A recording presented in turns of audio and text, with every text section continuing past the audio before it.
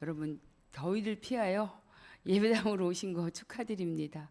이곳이 가장 시원한 것 같습니다. 시원하죠? 네, 또 하나님의 말씀을 또 우리가 공부할 수 있는 또 귀한 시간 되어서 너무나 감사합니다.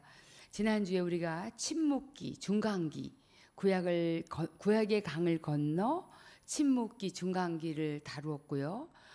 앞으로 남은 4번의 강의는 신약에 대해서, 신약 27권에 대해서 함께 배우게 될 것입니다.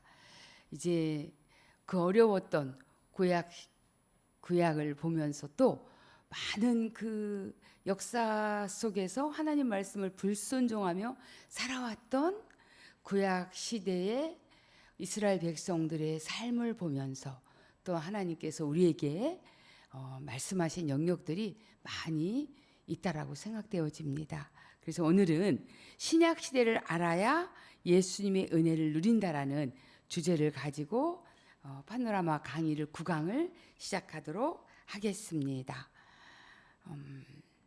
신약의 새 골격이라는 주제인데요. 여러분, 구약하고 우리 신약하고 나누었을 때 구약이 역사서가 창세기부터 에스더까지 17권이었죠. 그죠? 그 다음에 체험서, 이것은 시가서였죠. 욥기, 시편, 잠언, 전도, 아가서 5권이었죠. 그리고 예언서는 모두 17권. 대예언서 5권, 소예언서 12권. 이사야부터 시작해서 말라기까지 해서 모두 17권이 구약의 골격이라고, 새 골격. 우리가 아마 이걸 첫날 배웠을 거예요. 그런데 신약에서도 역사서가 모두 몇 권? 5권. 그죠? 마태마가 누가 요한 그리고 사도행전 5권이죠. 그리고 체험서, 신약에서의 체험서는 21권인데 요거는 서신서예요. 신약에서는. 그렇죠? 서신서가 되겠고요. 그리고 예언서는 1권입니다. 뭘까요? 요한 계시록이 되겠습니다. 그래서 역사서는 마태마가 누가 요한 그리고 사도행전까지, 그러니까 역사서고요. 체험서는 서신서예요. 이 서신서 속에는 편지잖아요. 서신서라는 게 로마서부터 시작해서 유다서까지, 로마서부터 시작해서 빌레몬까지가 13권이에요. 그리고 히브리서부터 시작해서 일반 서신입니다. 모두 몇 권? 8권. 그죠? 21권이 되는 거죠. 더하면 21권이 되겠죠? 예언서는 요한계시록 1권이에요. 자, 그런데 여기서요,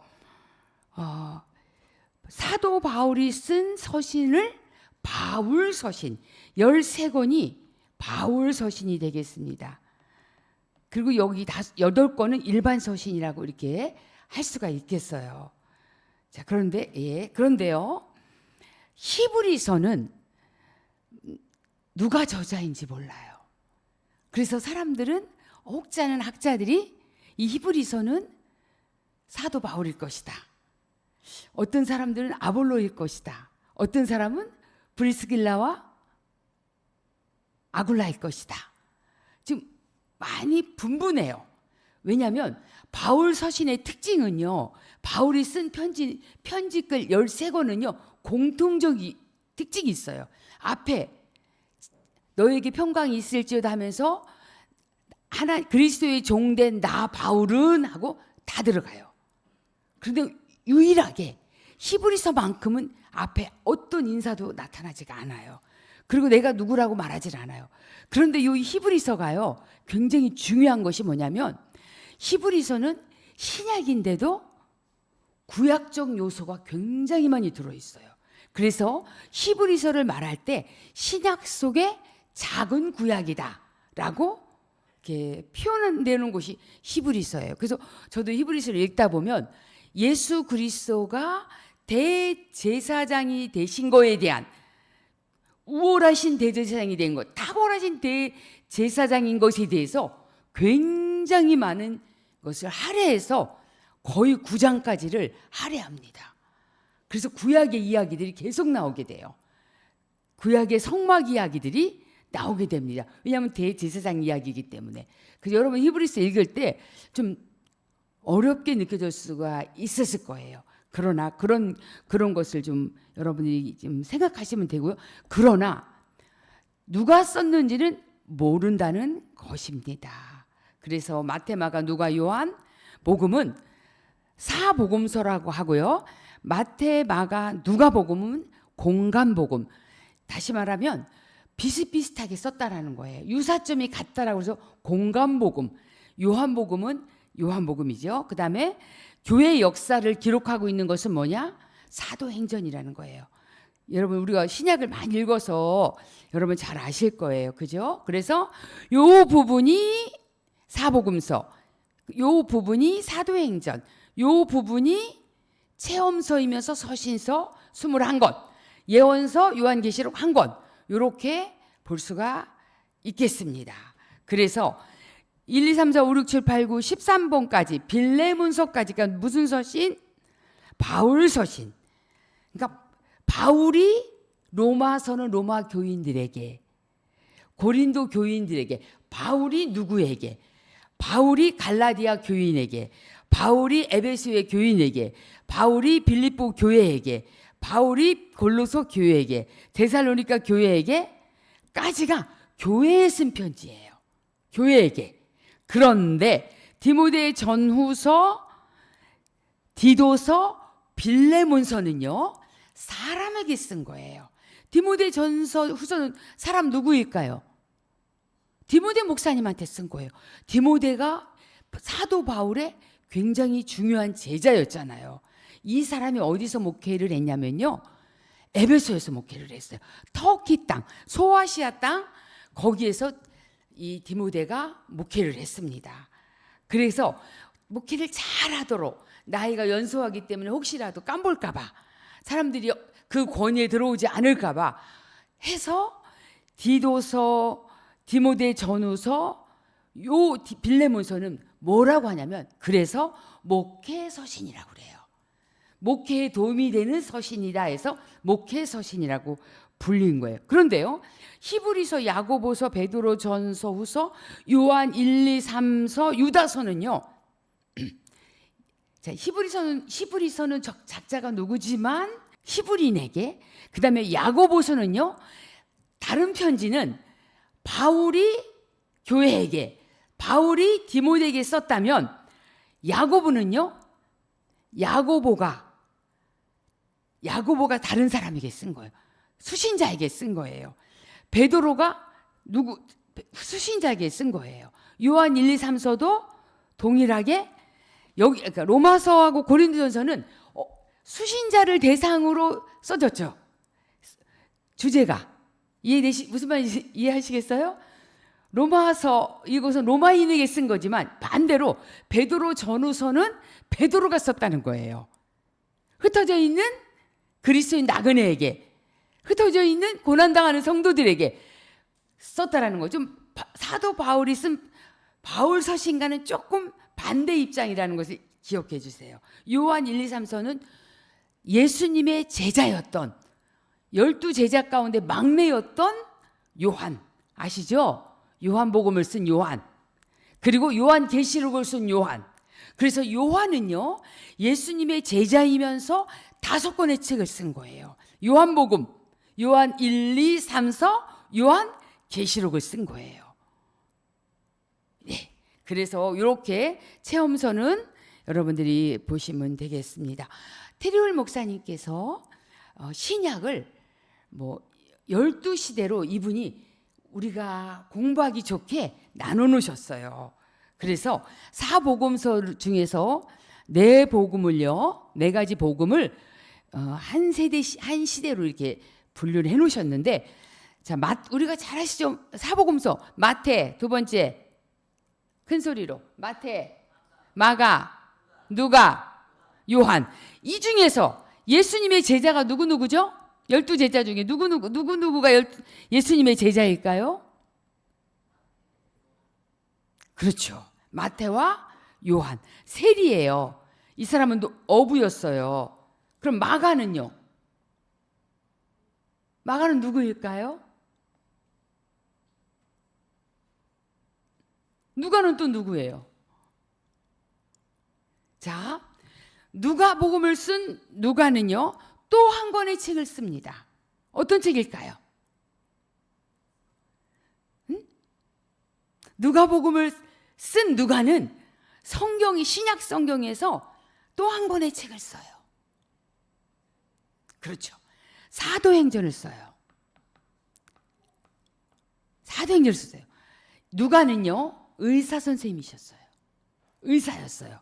그리고 마가는요, 그럼 이 누가는요, 끝까지 사도 바울을 따라다닙니다. 그 사도행전을 썼잖아요, 이 사람이. 자, 마가복음을 쓴 마가는 누구죠, 그럼? 마가다락방. 생각나세요? 마가다락방. 마가의 엄마 이름은 마리아예요.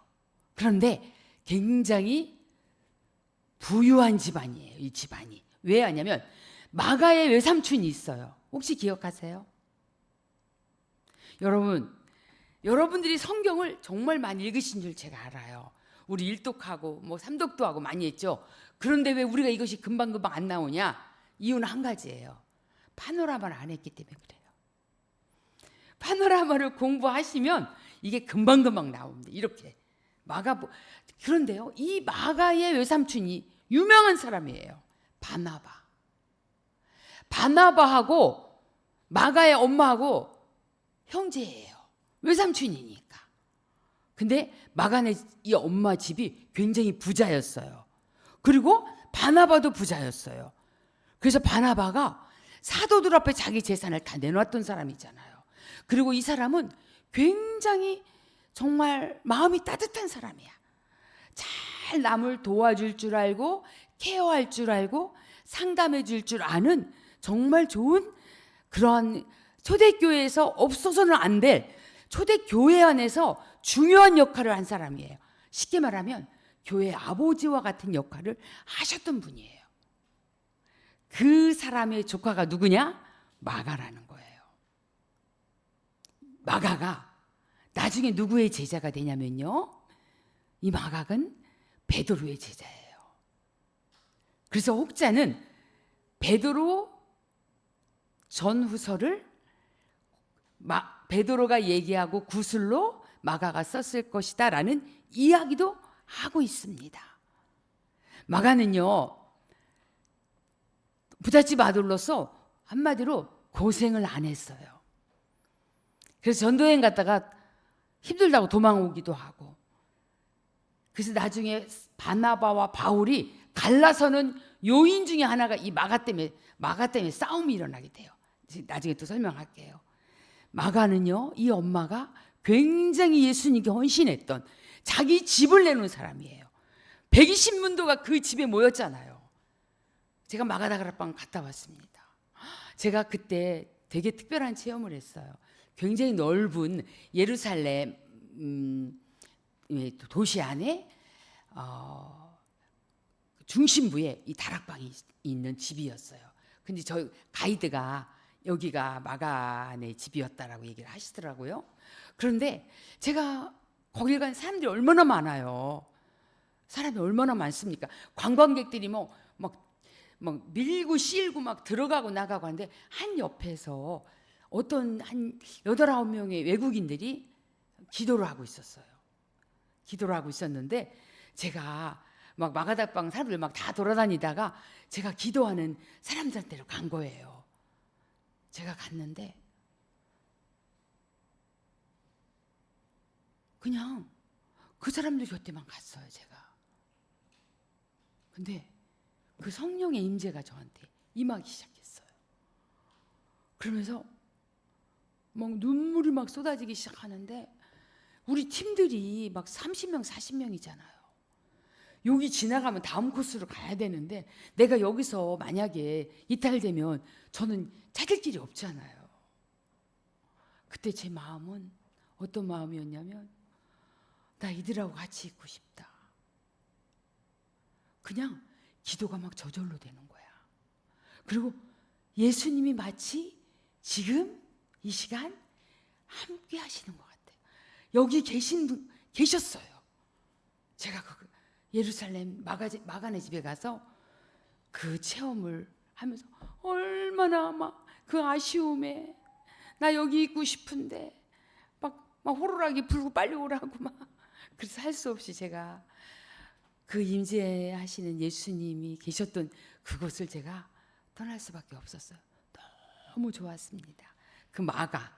그런데 성경을 마태나 마가나 누가나 요한복음은 분명한 목적을 갖고 썼습니다. 똑같이 예수님의 행적에 대해서 기록했지만 마태복음은요 왕이신 예수님이에요. 마가는요 섬김의 종으로 오신 예수님. 누가는요 가장 인간적인 모습을 가지신 예수님. 그 다음에 요한복음은 예수님이 하나님이시라는, 아버지와 내가 하나다. 빌립이 얘기했죠. 예수님 아버지 좀 보여주세요. 야 빌립아, 네가 나와 함께 지금까지 있었는데 나를 보고도 아버지를 보여달라고? 무슨 말이에요? 내가 하나님이라는 거예요. 그죠? 예수님의 신성을 나타난 게 요한복음이라는 것입니다. 그래서 사복음서가 지나갑니다. 교회가 어떻게 형성됐냐? 예수님이 부활하시고 승천하셨죠. 3일 만에 부활하셨잖아요. 그리고 승천하시기까지 이 땅에서 며칠 동안 사셨어요? 예수님이? 며칠? 부활의 몸으로 며칠 계셨나요? 며칠이요? 40일. 네. 40일 동안 계셨단 말이야. 그리고 예수님이 감난산에서 올라가셨잖아요. 올라가시면서 그때 제자들에게 하신 말씀이 있어요. 오직 성령이 너희에게 임하시면 너희가 뭐를 받고? 권능을 받고 예루살렘과 유대와 사마리아와 땅 끝까지 이르러 뭐가 되리라? 내 증인이 되리라. 내 증인이 되리라 하셨어요. 그리고 마태복음 28장 마지막 19절에 뭐라고 말씀하셨어요? 예수님이 내가 세상 끝날까지 내가 너희와 항상 함께 있을 것이다.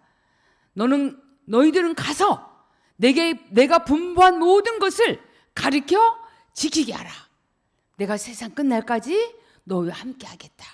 그것이 예수님의 유언이었잖아요. 가서 가르쳐 지키게 해라. 이것이 예수님이 마지막 우리에게 주신 유언이었단 말이에요. 그리고 예수님 사람들 보는 데서 승천하셨어요. 하늘로 가셨어요. 그때 뭐라고 하셨어요? 너희는 너희가 지금 나를 본 그대로 어떻게 한다? 다시 오겠다는 거예요. 그걸 뭐라고 그래요? 재림이에요. 자, 예수님은 초림하셔서 이 땅에 오셨어요. 이스라엘, 팔레스타인 땅에 오셨단 말이에요. 몇 년간 사셨어요? 이 땅에서 33년 동안 사셨어요. 그리고 33년 동안 십자가에 사시다가 죽으시고 부활하시고 40일 동안 계시다가 승천하셨어요. 그리고 약속하셨어요. 내가 다시 오겠다는 거예요. 이게 재림이에요. 근데 이 약속이 지금 이루어졌어, 안 이루어졌어요? 이루어졌어, 안 이루어졌어요? 아직 안 이루어졌잖아요. 그럼 우리의 신앙은 뭐냐면요, 여러분들이 우리가 깨워서 기도하고 우리가 소망해야 될 게 한 가지가 있어요. 예수님 오심을 준비해야 되는 거예요. 우리가 지금 우리가 현대를 살면서 너무 바쁘게 살고 정말 각박하게 살고 힘들게 살다 보니까 우리가 간과하는 게 하나 있어요. 예수님의 재림이에요.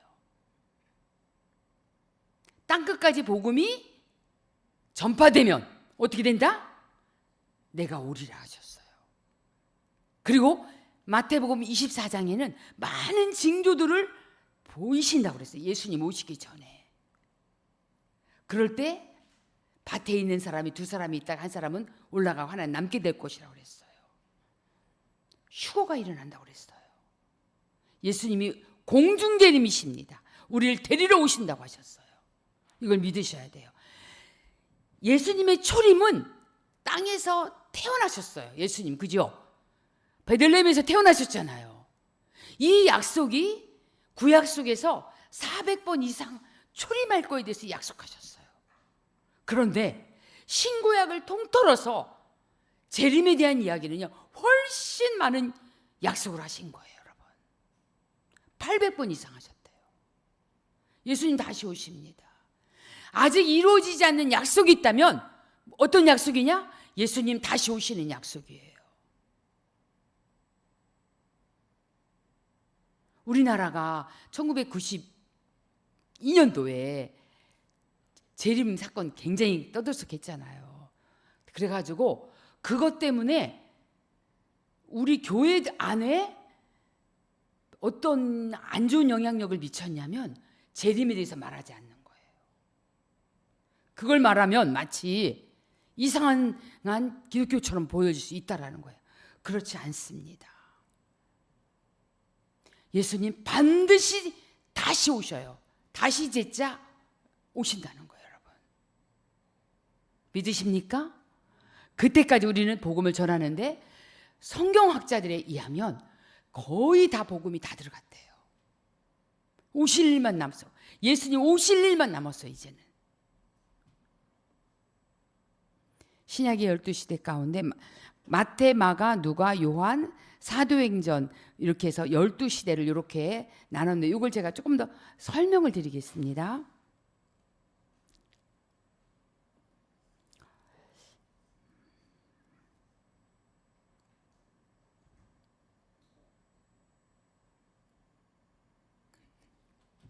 교회가 어떻게 탄생됐나요? 마가다락방에서 시작됐죠. 오순절날. 열흘 동안 기도한 거야. 성령을 기다리라고 그랬잖아요. 그래서 열흘 동안 간절히 기도했단 말이에요. 근데 성령님이 오셔서 진짜 불바다가 됐죠. 그죠? 불의 혀같이 막 갈라지고 막 방언이 터지고 막 성령 충만해 있어서 막 사람들이요 밖으로 뛰쳐나갔어요. 근데 그때 시대적 분위기가 뭐였냐면 전통적인 유대주의자들이 굉장히 거기 많았을 거 아니야. 이스라엘 땅 안에. 그러니까 예수 믿는 사람들 이 이단 같은 예수 믿는 것들이 활개치는 게 너무너무너무 마음에 안 드는데 자, 예수 믿는 사람들이 성령이 와버리니까 우리 안에 이 불이 들어와 버린 거예요. 그리고 사람들이 첫째 어떤 역사가 일어나냐면 두려움이 없어진 거야. 자, 예수님이 부활하셨어도 사람들이 부활하시기 전에 제자들이 어떻게 했어요? 십자가에 달리실 때 다 도망갔단 말이에요. 뭐 때문에? 두려움 때문에. 죽을까 봐. 그래서 베드로가 3번 부인했잖아요. 왜? 두려움 때문에. 내가 죽을까 봐. 아, 예수님 뭐 가시는 곳이라면 죽는데도 오게도 가겠다고 장담했던 베드로였음에도 불구하고 막상 죽음 앞에 딱 들리고 예수님 힘없이 잡혀가는 그 모습 앞에서 자기도 죽을까 봐 부인해버렸잖아요. 제자들이요, 예수님이 십자가에 달리실 때 여자들이 있었어요. 그리고 어디를 가나 다 뿔뿔이 다 흩어지고 도망가고 막 난리가 났었잖아요. 그런데 성령님이 오시니까 반대 현상이 일어난 거예요. 어떻게? 두려움이 없는 거예요. 그 유대주의자들 이런 사람들 막 사람들이 막 죽이려고 하고 그러거나 말거나 나가서 막 복음을 전하니까 3,000명, 5,000명씩 막 회개하는 역사들이 막 일어나기 시작합니다. 그 중에서 어떤 사람이 나타났냐? 사도행전 7장에 스데반이 나타났잖아요. 스데반이 나타나서 어떻게 했어요? 막 하나님 말씀을 담대히 막 전하는데 아니 그 집사님이 어떻게 성경을 잘하는지 구약 성경을 꿰고 있어요. 사도행전 7장 읽어보시면 알아요, 여러분. 그냥 성경을 관통하고 있었어요.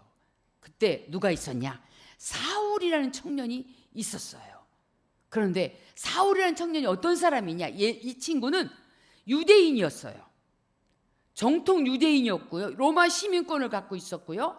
가말리엘 스승 밑에서 교육을 받은 율법을 잘 지키는 아주 훌륭한 유대주의자가 있었단 말이에요. 그런데 지금 저 스데반 집사가 말하는 걸 보니까 과간이 아닌 거야. 어서 사이비 이단 같은 얘기를 하고 앉았고 사람들을 선동하고 딱 생각하니까 너무 의분이 일어났어요. 그래서 그때 사람들을 분이 못 이겨서 돌을 들어서 어떻게 했어요? 이 스데반을 돌로 쳐 죽였단 말이에요. 죽음 앞에서도 하나님 저들의 죄를 용서해 달라고 환한 얼굴로 죽음을 맞이 돌에 맞아 죽었잖아요. 스데반 집사님이.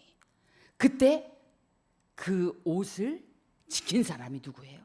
사울이란 청년이었어요. 스데반 집사가 죽었다고 해서 돌에 맞아 죽었다고 해서 그런 핍박이 왔다고 해서 교회가 다 숨었냐? 정반대예요. 그러거나 말거나 계속 가서 복음을 전하고 막 하니까 병자들이 낫기 시작하고 안진뱅이가 일어나고 막 이런 역사들이 막 일어나기 시작하니까 말릴 방법이 없었어요. 그래서요, 헤롯이 유대인의 마음을 얻고자, 이 유대주의자의 마음을 얻고자 누구를 제물 삼냐면요, 예수님의 제자 중에 수제자가 3명 있었죠. 베드로, 야고보, 요한이 있었죠. 아시죠? 3명이 수제자였단 말이에요. 그 중에 야고보를 칼로 쳐 죽여요. 사도행전 12장에서. 여러분 다 읽었던 내용들이에요. 제가 슬슬 얘기해서 그렇지 여러분 다 보았던 내용들이에요. 그래서 그때 야고보가 죽었단 말이에요. 그런데 그 전에 어떤 마음이 이 사울이라는 청년에게 마음이 일어났냐면 내가 이 예수 믿는 것들을 다 잡아야겠다. 그래서 사람들이요, 그 당시 그 핍박을 피해서 많이 도망갔어요.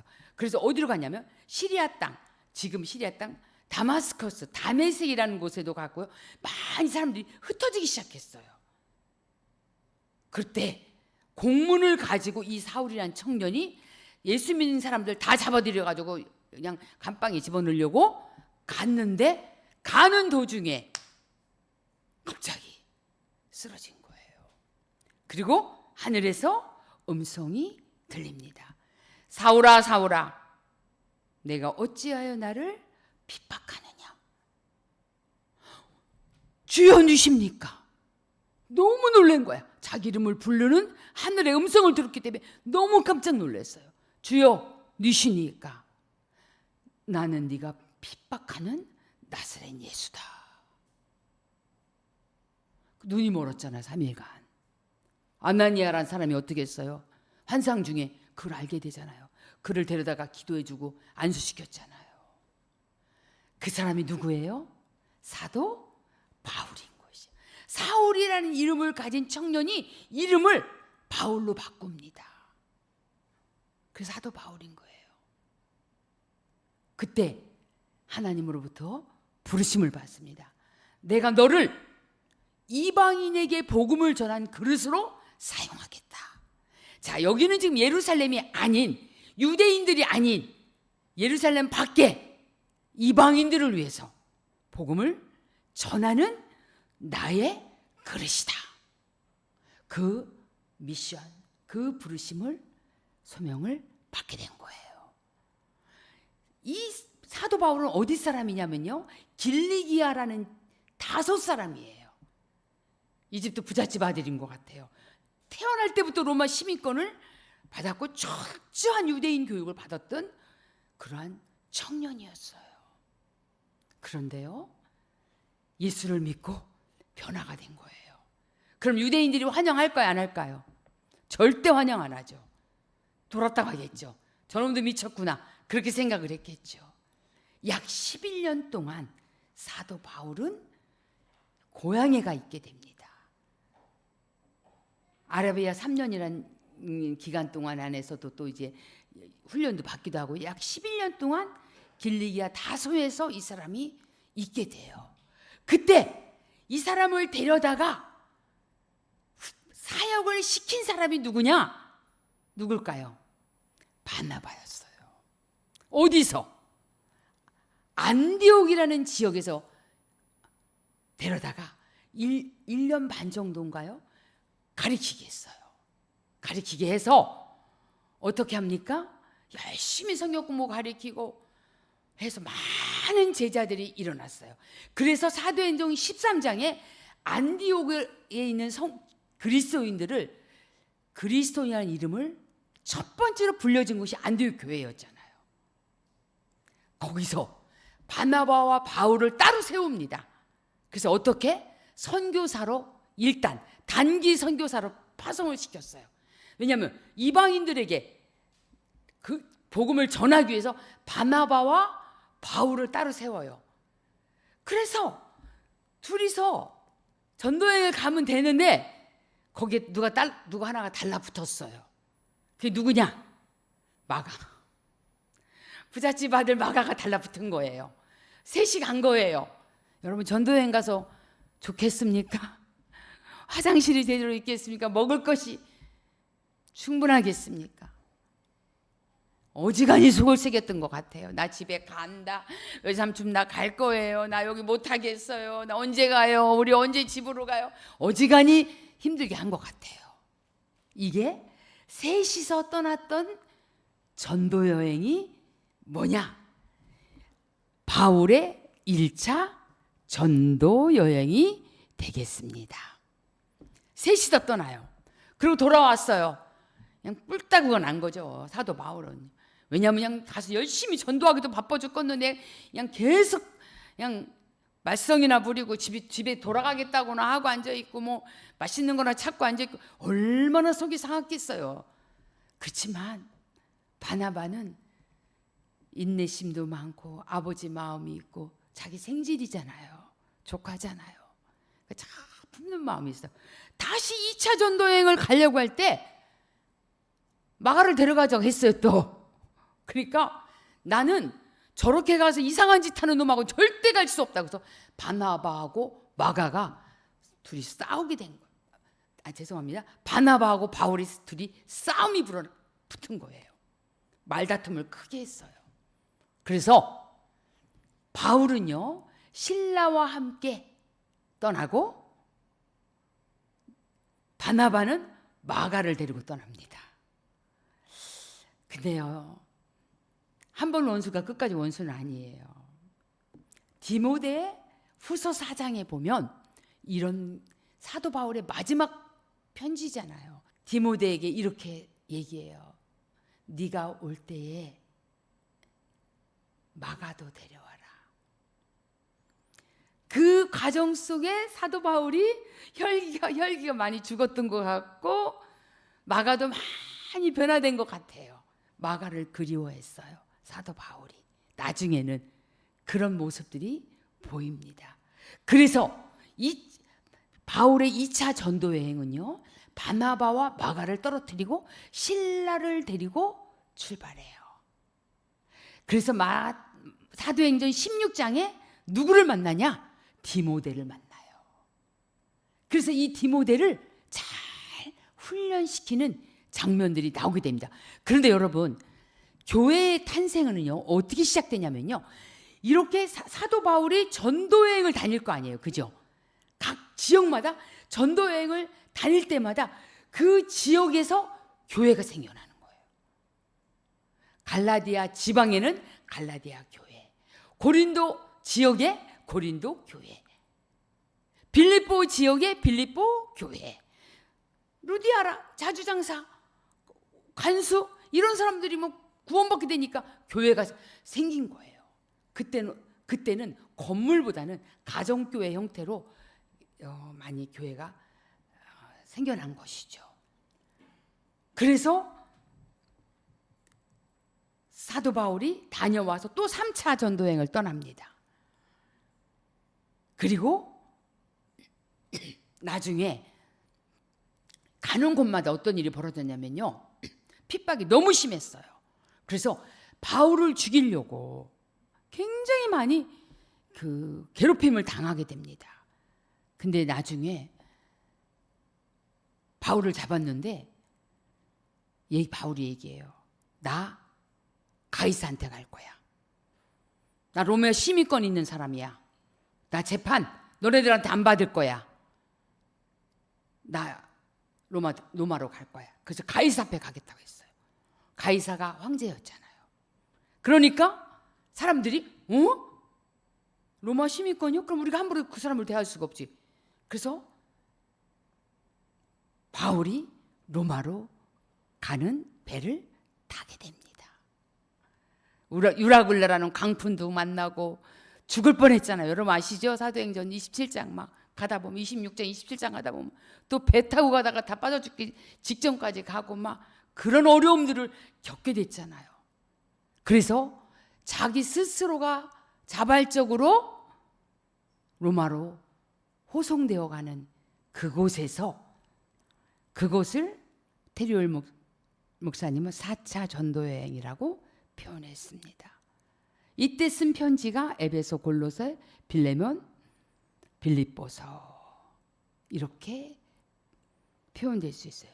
볼 수 있는 이 서신서는요, 이때 쓴 서신서예요. 요 밑에 1차 때 갈라디아, 야고보서, 2차 때 데살로니가전서, 후서, 이 모든 다 교회들을 다니면서 다 교회들을 세운 거예요.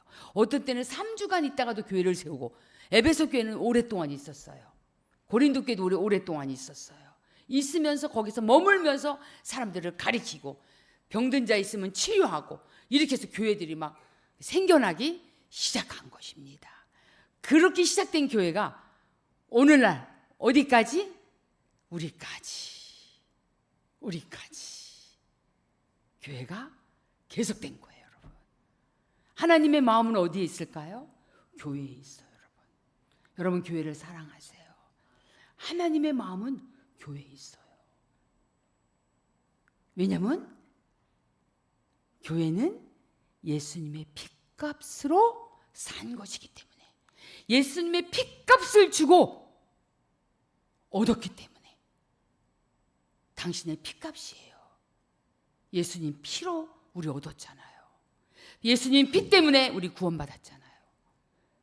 그게 우리 교회잖아요. 교회를 사랑해야 돼요.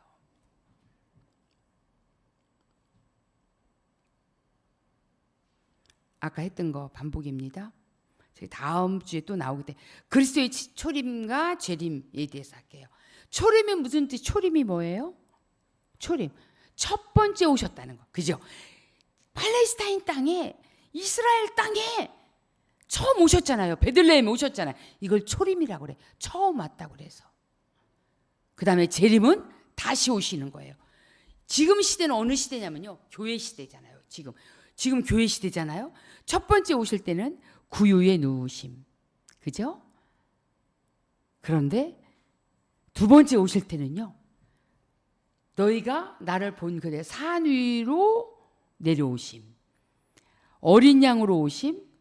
그때는 왕으로 오세요. 만왕의 왕, 어린 양으로 오셨잖아요. 어린 양으로 왔다는 게 무슨 뜻이에요?